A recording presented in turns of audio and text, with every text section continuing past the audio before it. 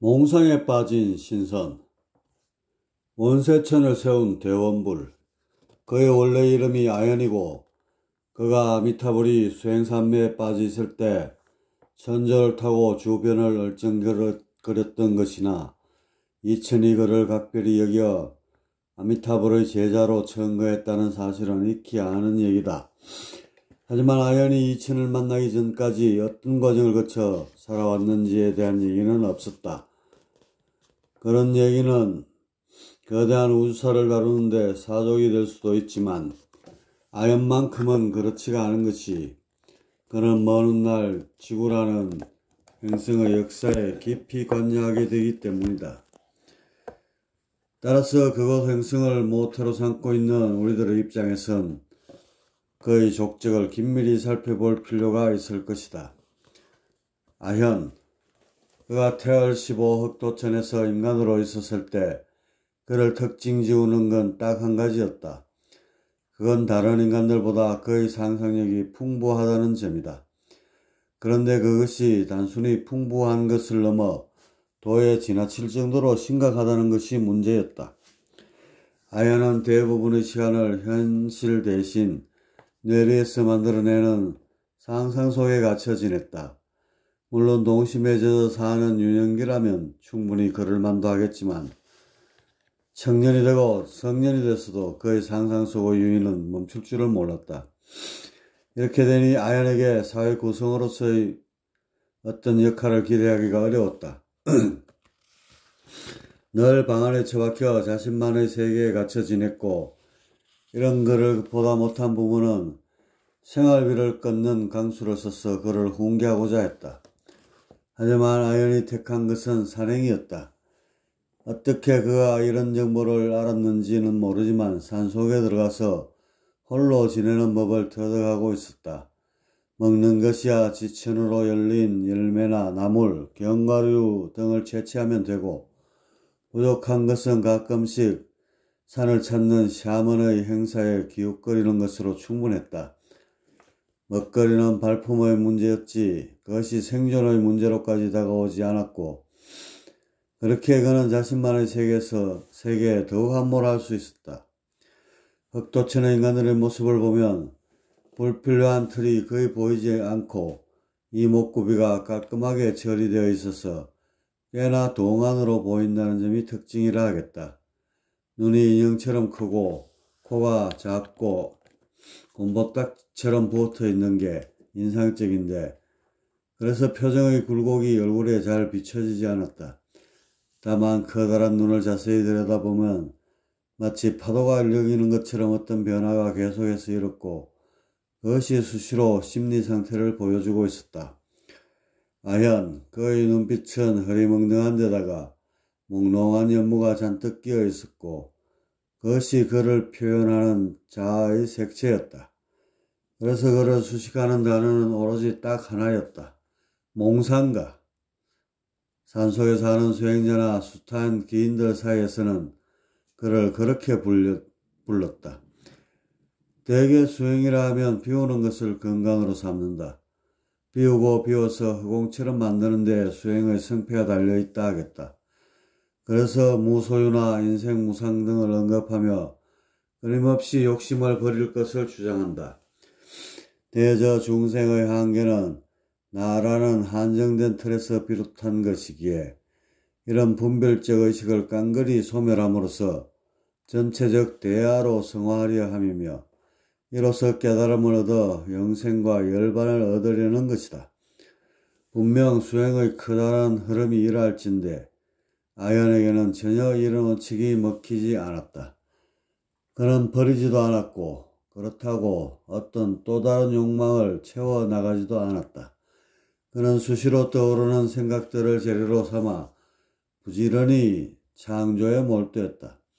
그 창조라는 것, 그건 생각을 결합하고 조성하여 뭔가 기묘하면서도 재밌는 상상을 이어나가는 거였다.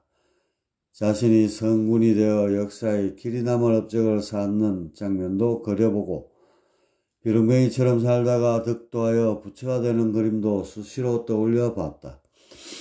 어떨 때는 외계의 행성을 개척하여 그곳의 하느님이 되어 천하를 굽어보는 장쾌함도 품어봤고 어떤 때는 더 이상 아름다울 수 없는 여인과 운우지락을 누리며 사는 풍류도 가슴에 담아봤다. 새벽남짓한 토굴에 처박혀 하루 종일 온갖 상상을 다하면서 그 속에 빠져 지냈고 이런 그를 주변의 산인들이 곱지 않은 눈으로 보게 된 건 당연했다.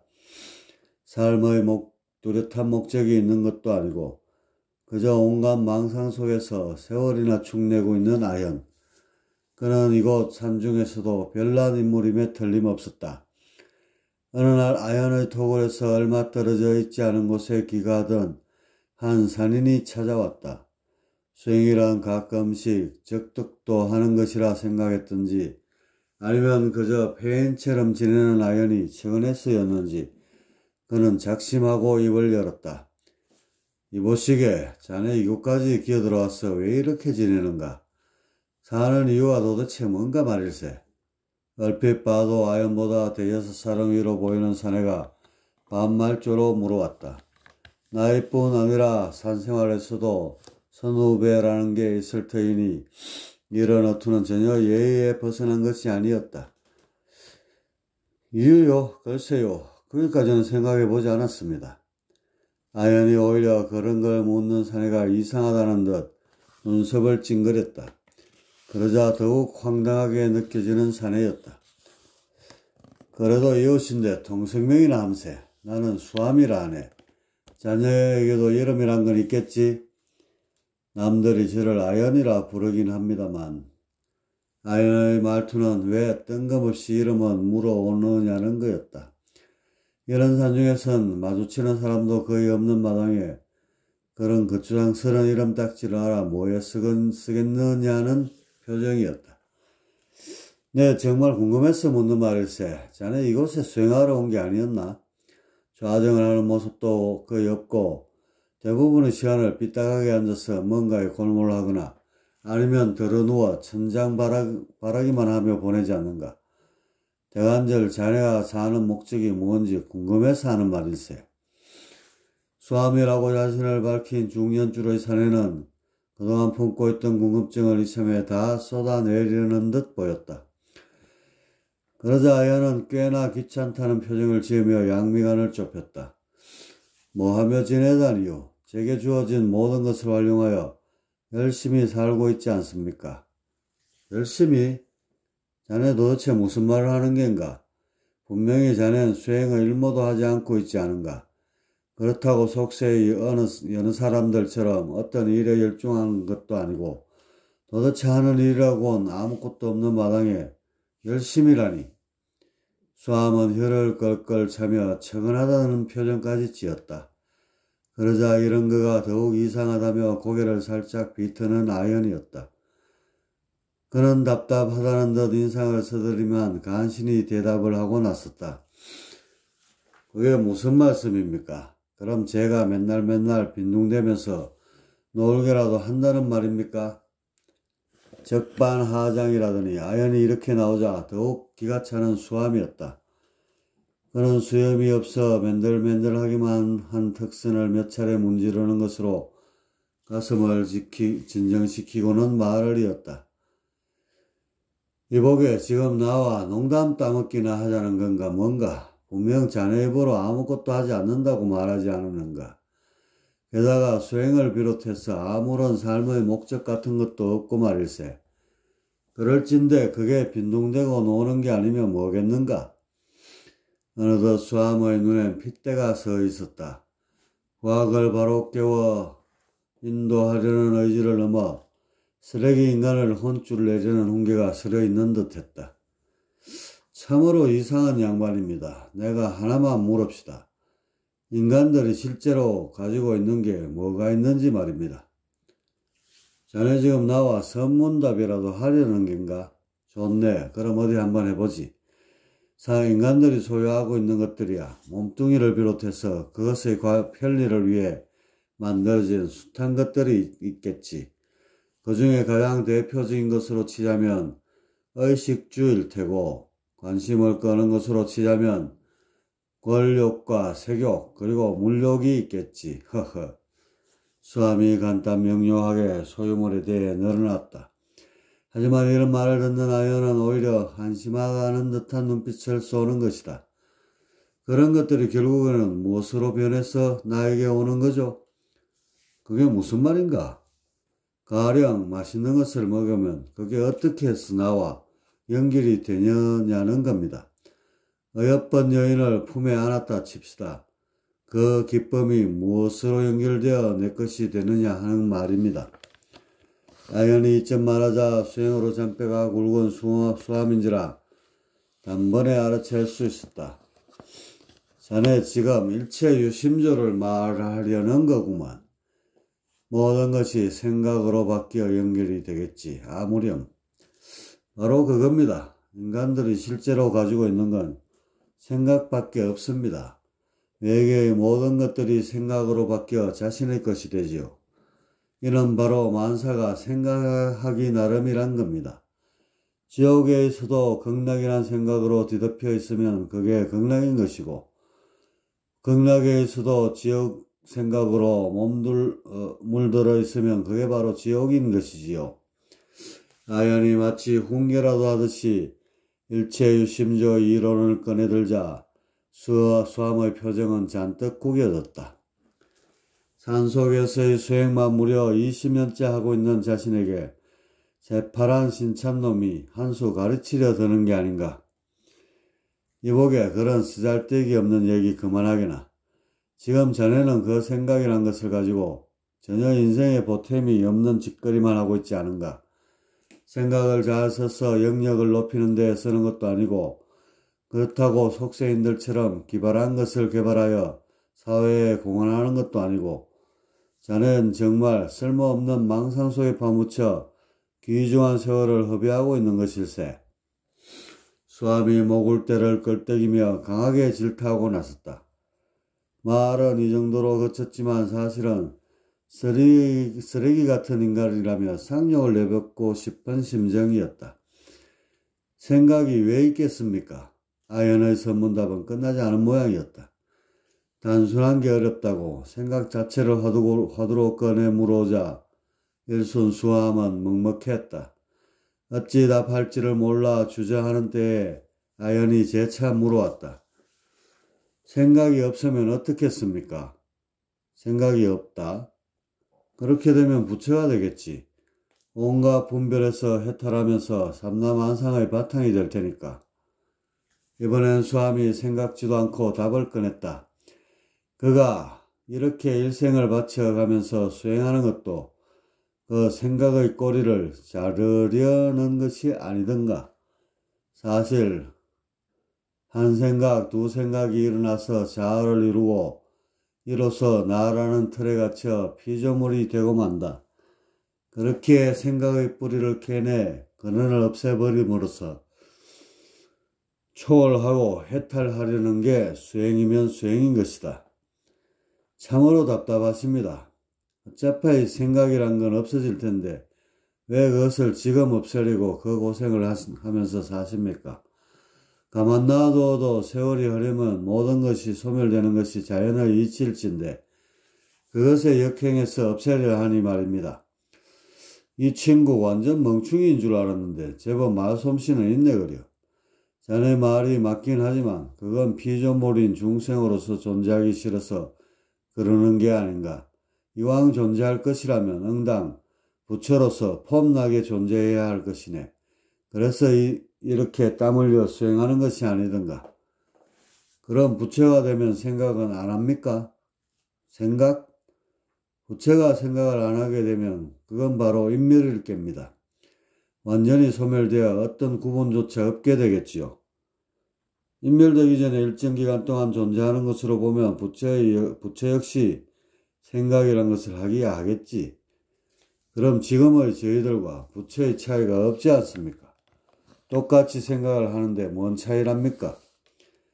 아연이 자신이 유도하는 쪽으로 끌고 와서 결론을 내리려 하자 수암은 황급히 방향을 틀고 나섰다. 옛기의 사람아, 부처의 생각은 그 질이 중생과는 판이하지 않은가?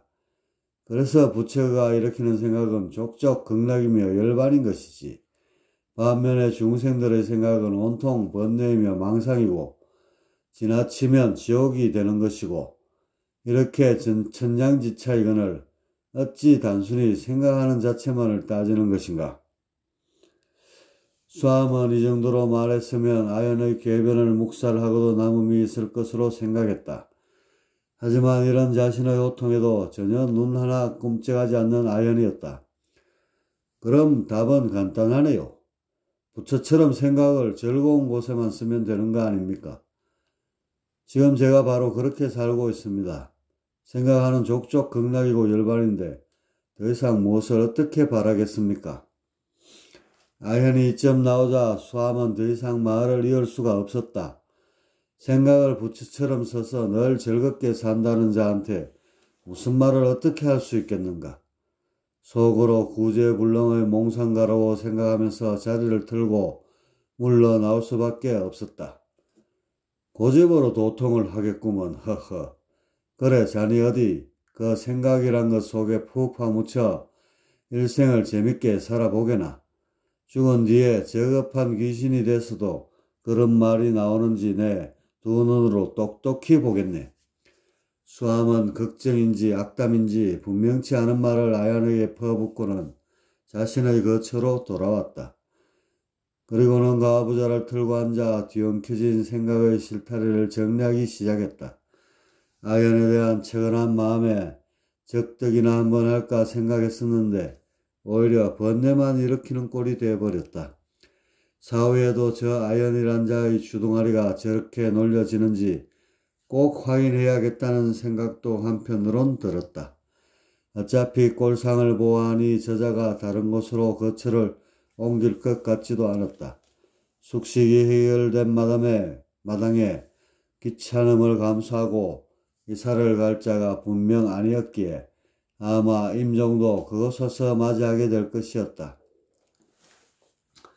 수암의 예측은 빗나가지 않았다. 30여 년 뒤에 수암은 자신의 거처 주변에 파놓은 구덩이에 노쇠한 몸뚱이를 누이고는 그대로 영면에 들었고 몇 년 뒤에 아연이 그를 뒤따랐다. 그는 얼마나 망상에 몰두해 있었던지 벽에 기대 턱을 깬 상태로 숨을 거두었다. 아연은 혼줄이 끊어진 뒤 잠시 아득한 정신을 추슬러 주변을 바라보는데 누군가가 아연한 눈길로 연신 자신의 온몸을 더듬는 것이 느껴졌다. 어딘지 모르게 탁한 듯한 기운을 휘휘 두르고 있는 노년의 사내가 실망한 낯빛에 믿을 수 없다는 눈빛을 쏘아가며 그렇게 자신을 바라보는 것이었다. 자세히 보니 그는 몇 해 전에 죽은 수암이었다. 남 죽은 거 처음 봅니까? 왜 그렇게 뚫어져라 보는 것이오?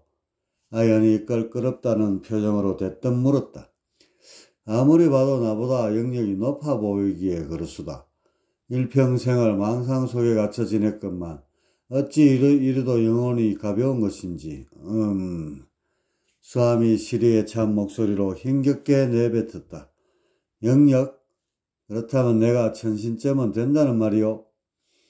아연은 수행의 표본이라 불렸던 목전의 수암보다 자신이 훨씬 때깔이 좋은 것을 확인하고는 기대에 차서 물었다. 필경 저 수암이란 자는 높은 신선이든지 아니면 턱걸이로 간신히 천신이 되었든지 할 것이었다.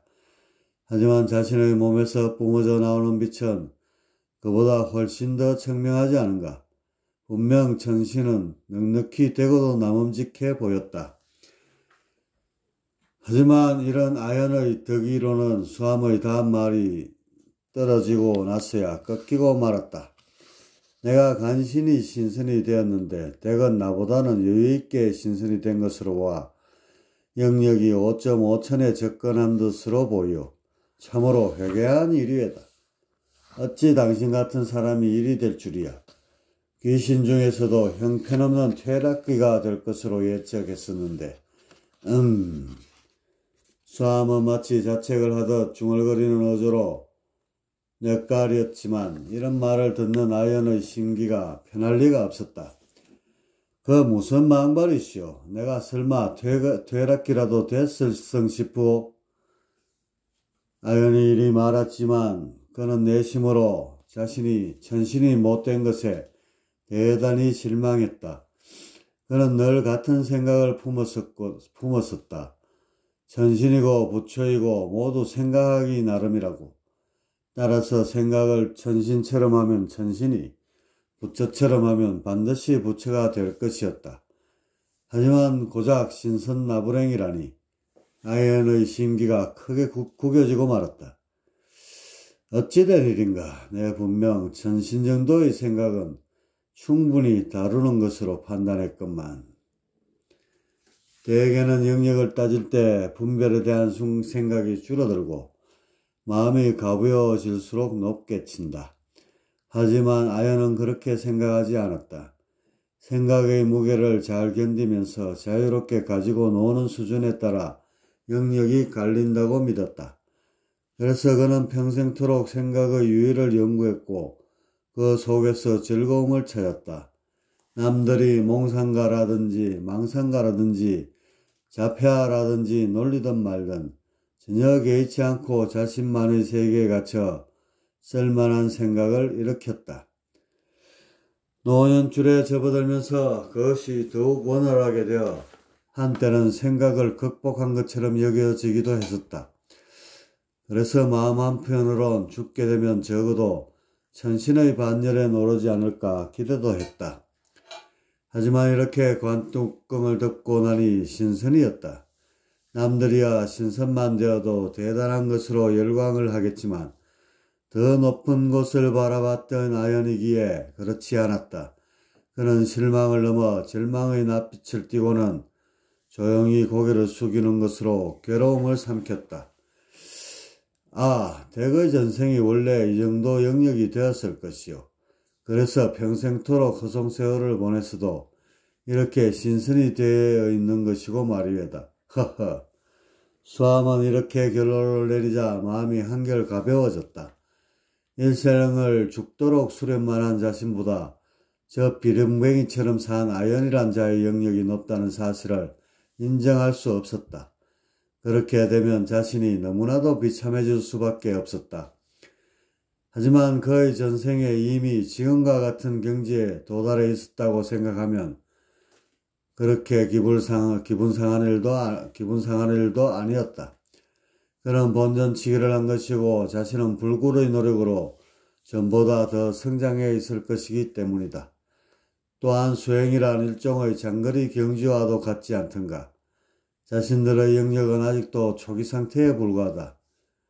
얼마든지 결과를 뒤집을 수 있고 그것을 이제부터 똑똑히 보여주면 될 일이었다. 글쎄요, 생전의 모습을 보면 내 영역이 잘 쳐주어도 10명이나 될까 말까 했을 것이요. 그럼에도 지금 이 정도까지라도 올라올 수 있었던 것은 내가 예전에 몇 번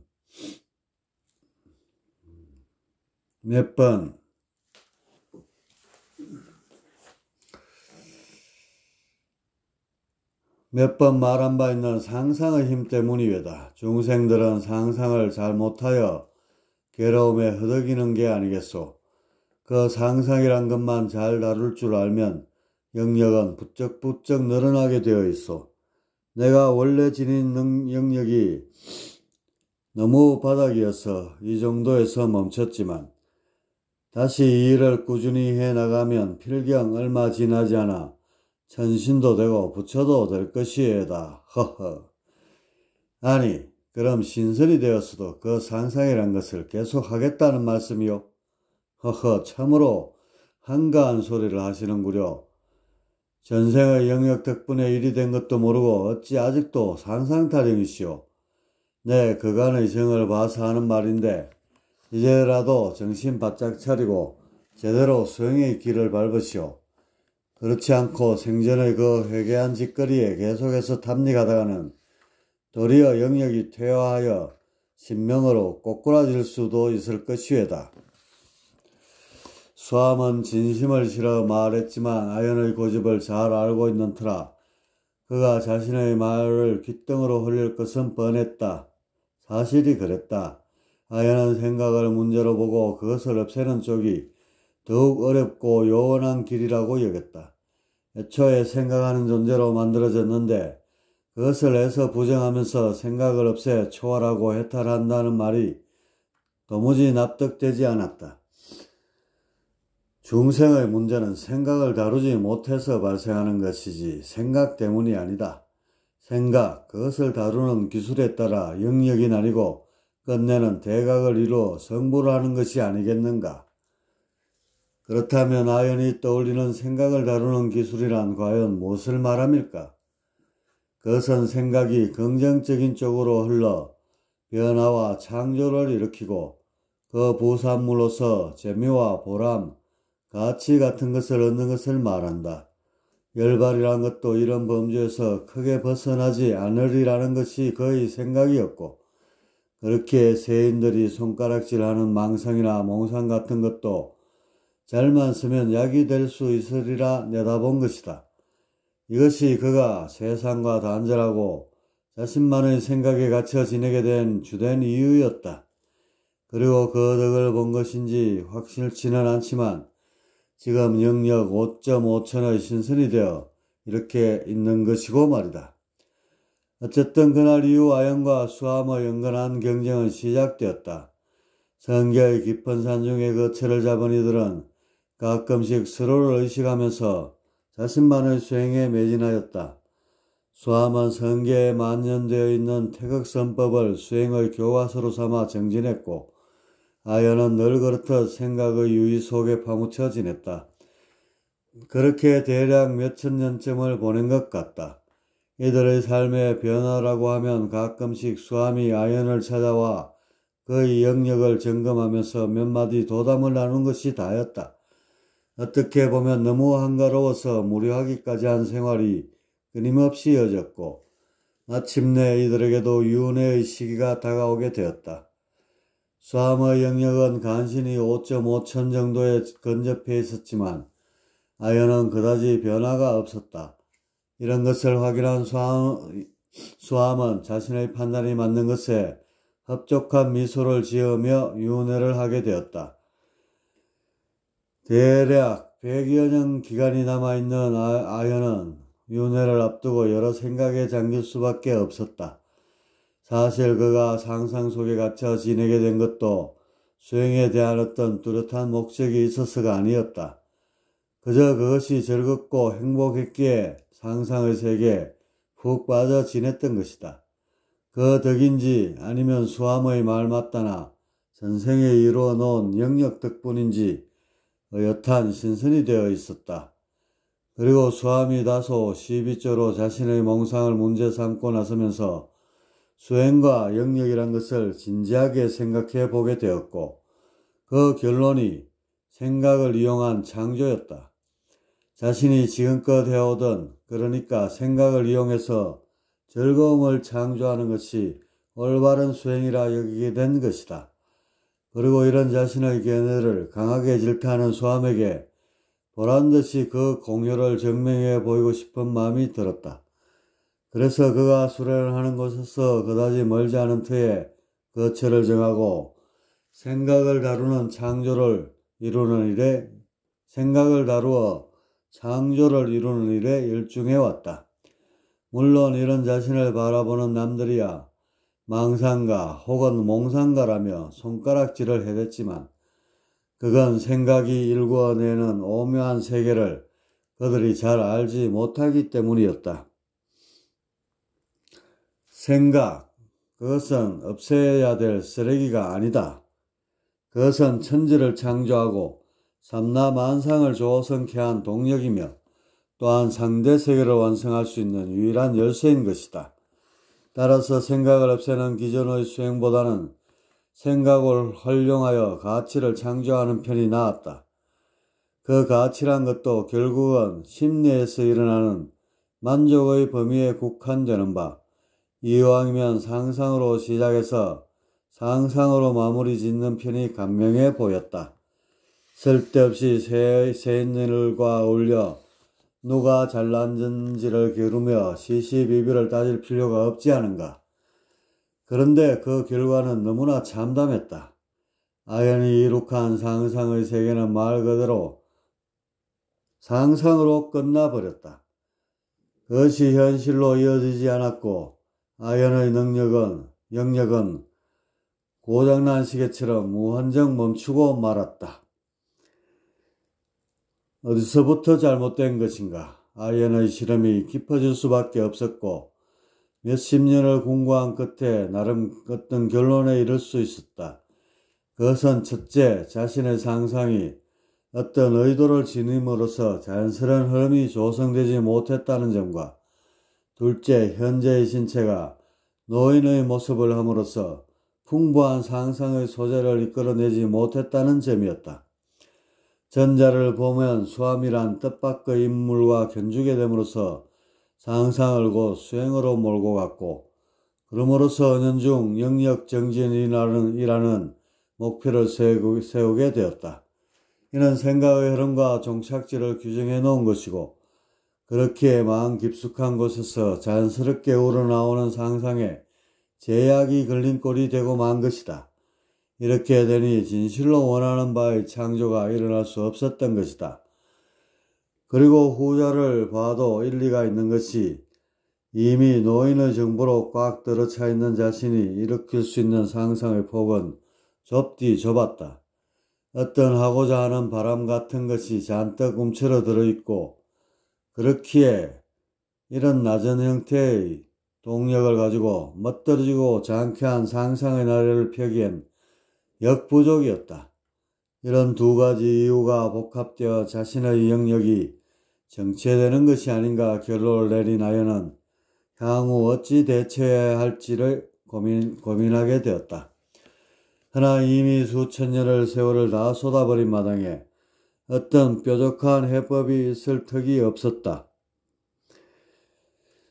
윤회를 하게 되면 모든 것이 백지가 되어 원점으로 돌아갈 것인즉 그 이후의 흐름에 대해서는 자신도 장담할 수가 없었다.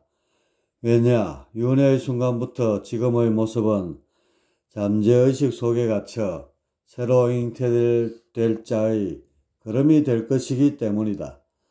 아연은 윤회를 앞두고 이런저런 고민을 하다가 결국 어떤 해법도 찾지 못한 채 육신을 입게 되었다. 다시 태어난 아연은 전생의 습성이 배어나서인지 상상력이 풍부했고 그것은 예술의 형태로 쏟아져 나오게 되었다.